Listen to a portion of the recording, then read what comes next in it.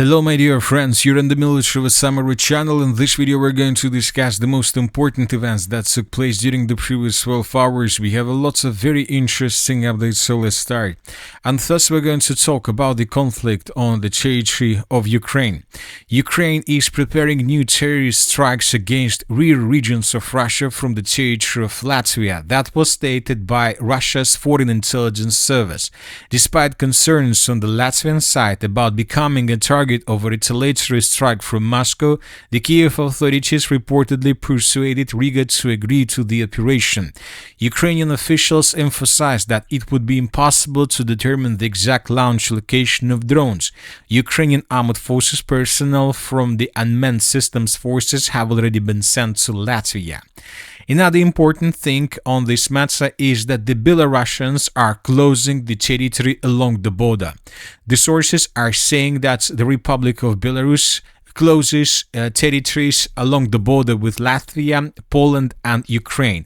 Belarus has restricted access to forests near the borders with Ukraine, Poland and Lithuania.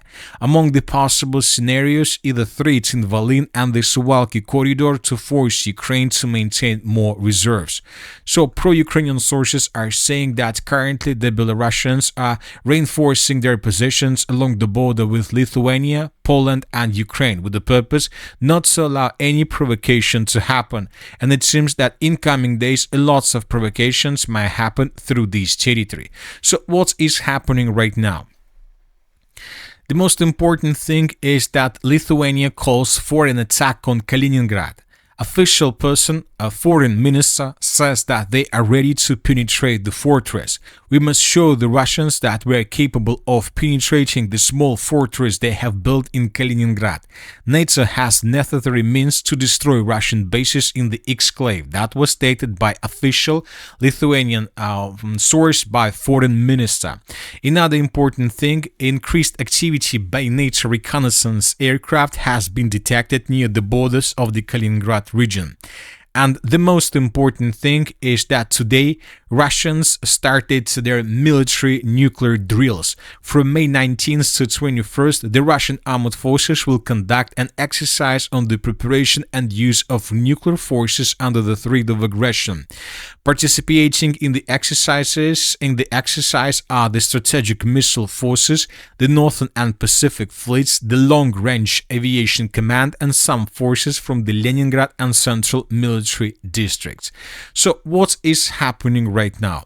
The thing is that the Ukrainians are trying to convince the Baltic states to allow the Ukrainians to use their airspace to attack deep inside of the territory of Russia.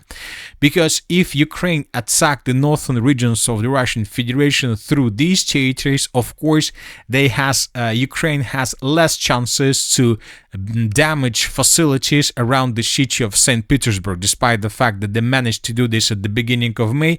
Obviously, the Russians have improved their air defense forces in this area. And if Ukrainians want to get significant results from any possible attack in this direction, of course, the Ukrainians understand that it is better to attack the Leningrad region from the territory of the Baltic states, because in this case, the Russians will have less time for maneuvering and less time for reaction. So this is the most important thing. So that is why, according to the statement of the Foreign Intelligence Service, the Ukrainians are trying to force or trying to convince the Baltic states to allow the Ukrainians to attack deep inside of the territory of Russia from the territory of their states. And the Russians on this matter stated today that if it happens, if the Baltic states allow the Ukrainians to use their territory to attack deep inside of the territory of Russia, then the Russians will attack the Baltic states. More precisely, the Russians will use missiles to attack decision-making centers, despite that these states are a part of the NATO organization. So that is why, and based on this situation, the Baltic states are saying that they are ready to penetrate the fortress, and that is why reconnaissance aircrafts are flying over this territory.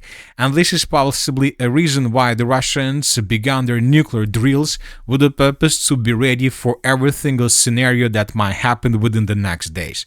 One important thing that, for example, during the previous 24 hours, the Ukrainians once again attacked the theater of Russia using hundreds of drones. And for example, this picture was published yesterday in the evening, and according to this picture, the Ukrainians used more than 300 drones to attack in the northern direction, in the direction of the Leningrad region. But the sources are saying, and pro-Russian sources reported, that during the night the Russians managed to destroy almost everything. The Russians stated that during the previous night they destroyed 315 drones of the armed forces of Ukraine. And telling the truth, as of the morning of the 19th of May of 2026, we haven't received almost anything on the matter of explosions and destructions that the Ukrainians managed to deal during the previous night. So we can say that Ukrainians have zero result as a result of attack during the previous 24 hours. We have some videos, of course, from the city of Yaroslavl, and here we have people that were watching in the sky of the Yaroslav region, and here we can see a Ukrainian drone that was destroyed by the Russian air defense forces. So probably for the first time since the beginning of this year of 2026, the Russians managed to destroy almost everything that was launched by the Ukrainians. And we see that despite the losses and damages that Ukrainians managed to deal, the Russians continue the process of improving their air defense capabilities. And the Ukrainians understand that sooner or later the Russians will find a solution how to destroy every single drone that Ukraine launches deep inside of the territory of Russia. So that is why the Ukrainians are trying to find new solutions, and to attack the territory of Russia through the Baltic states is a possible solution for this situation. Anyway, let's wait and see what is going to happen next, but it seems that the Russians are ready. The Russians are ready to strike any decision-making center that will make this decision to use the territory, not the Ukrainian territory, but any other territory, to attack deep inside of Russia with missiles and drones. During the previous 12 hours, the Russians also attacked the territory of Ukraine, and this morning the Minister of Defense of Ukraine stated that during the previous 12 hours the Russians used 209 drones to attack the territory of Ukraine. And lots of explosions were recorded through the Chernihiv region, lots of explosions were recorded through the northern parts of the Sumy region, lots of explosions were recorded in the central part of Ukraine, and of course lots of explosions were recorded through the city of Odessa. But probably the most important thing is the city of Chernihiv. During the previous night, we received lots of videos from this area. Here we can see a black smoke over the settlement. Here we can see the consequences of attack. As we can see, a fuel truck was destroyed as a result of attack with Iran drone. Here we have the situation that took place between the 18th and the 19th of May of 2026. Lots of explosions were recorded and lots of attacks were recorded through the city. Another important thing about the Chernihiv region was published this morning on the 19th of May of 2026, and according to pro-Ukrainian sources, the Russians intensified their activities in the area of the settlement Novye Yurkovichy. So pro-Ukrainian sources are saying that Russian armed forces are advancing in the Chernihiv region, Ukrainian channels. So the Russia's sabotage and reconnaissance group began moving from the settlement of Novye Yurkovichy in the southern direction, and pro-Ukrainian sources reported that Russian forces were recorded around the settlement of Klisi, Gryanovka, Plokhov, Lipovka, and Sinkovka. It's very difficult to say what exactly the Russians are planning to achieve with this activity, but maybe this is the beginning of something bigger than just activity of sabotage and reconnaissance groups along the border. Another important video is coming from the city of Dnipro. This morning, pro-Ukrainian sources stated Naftogaz facilities in Dnipropetrovsk Oblast are under attack and ablaze. Drone attacks continued almost continuously through yesterday and this night. Furthermore, Russian forces just struck Naftogaz facilities in Dnipropetrovsk region with 3 ballistic missiles. There is damage and destruction. The extent of the damage can only be assessed after the alarm is lifted. According to preliminary reports, no personnel were injured.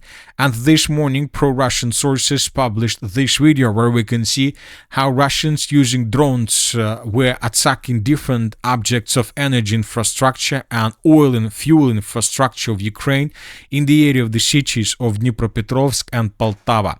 So one of the objects was destroyed and attacked in the area of the settlement of Arielskaya, and the second object of energy infrastructure was attacked in the area of the settlement of Seleshchina around the settlement of Poltava. So the Russians continue attacking not just big objects of energy infrastructure. This morning we received the video that another gas station in Dnipropetrovsk region was hit by a bomb. So the Russians are trying to create a huge and the biggest fuel crisis through the entire territory of Ukraine by destroying oil bases, gas stations, and so on. And lots of explosions were recorded through the city of Odessa during the previous 24 hours. During the night, several buildings were destroyed in Ismail, and as for the previous 24 hours, the sources stated that Russian kamikaze drones attacked 3 vessels heading to the port of Odessa in the Black Sea. It seems that the Russians are trying to establish complete blockade of the city of Odessa and not allow the Ukrainians to use the Odessa port infrastructure for military purposes. Furthermore, lots of explosions and drones were recorded through the city of Kharkiv. Through the night and morning, single-Iran drones periodically struck targets in Kharkiv. Fires broke out at the sites of these strikes. Now let's discuss the situation on the ground. During the previous 12 hours, we received lots of very interesting statements and very interesting updates. And first, let's talk about the Sumy direction. This morning, pro-Russian sources made a very interesting statement. According to this statement, the armed forces of the Russian Federation managed to break through Ukraine's defense in the area of the settlement of Zapsillia to answer the village, and currently the clashes are taking place right exactly in this area. The Russians have crossed the river of Psol and the Russians continue advancing. If this information is correct, then most likely in coming days we'll receive additional updates in this matter. The battle for this village of Zapsillia has begun. Now let's talk about the Kharkiv direction. During the previous 12 hours, additional changes were recorded along the river of Volcha. This is the situation by the end of the 18th of May, and this is the situation by the beginning of the 19th of May of 2026. Pro-Russian sources published this video where we can see how the clashes for the settlement of VOLOKHIVKA were taking place. In this video we can see how Russians were attacking strongholds, fortifications and buildings of the armed forces of Ukraine, and in the final part of this video we can see at least 3 episodes of how Russians were raising their Russian flag through the settlement of VOLOKHIVKA. Based on this video, based on the report that was published by the Ministry of Defense of the Russian Federation, based on the report that was published by the Group of Forces North, we have adjusted the map. Once again, this is the end of the 18th of May and this is the beginning of the 19th of May of 2026. And from this configuration, the front line, we can make a conclusion that most likely the settlement of Karayichna is the next target for Russians, and this is going to be another settlement on the Ukrainian side of the river of Volcha. First, the Russians will finish the battle for the river of Volcha, and then the Russians will continue offensive operation further in the direction of the villages of Belый Kolodец and Veliki Burluk. Now let's move further and let's talk about the Slavinsk, Kramatorsk, Druzhkovka, Kostiantynivka direction. During the previous 12 hours, additional changes on the ground were recorded. According to different sources, the Russians during the previous days managed to improve their positions once again significantly. on the Ukrainian side of the Seversky Donetsk-Donbass Canal on the way towards the settlement of Tikhonovka.